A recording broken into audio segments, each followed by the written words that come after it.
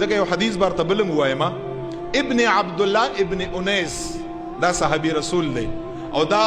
بانډو کې اوسېده د په خپل باندې فرمایي دا حدیث مبارک مسلم شریف روایت کړی دی چې ما نبی علیہ السلام ته فرمایل یا رسول الله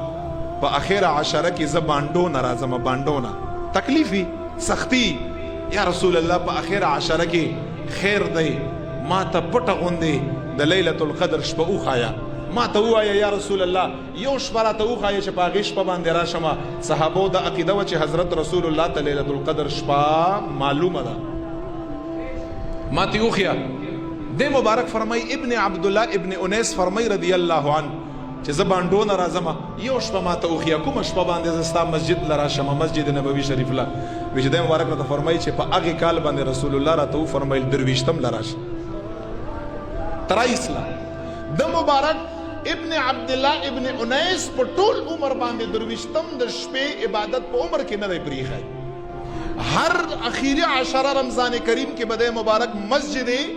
نبوي شریف لا په درویشتم باندې راته ټوله شپه به عبادت کو ټوله شپه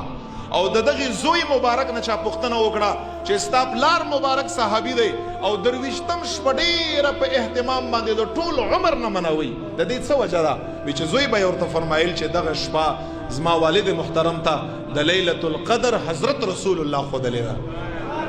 نو بیا علما فرمایي چې هر کال کې بدلیدی شي کله به یوویشتمي کله به درویشتمي کله به پنځویشتمي او په دې کې رب کائنات حکمت دا دی چې په یو شپه باندې ما ته خلک عبادت نه کړي ستاسو عبادت ما خوښ دی چې په ټولو شپو راته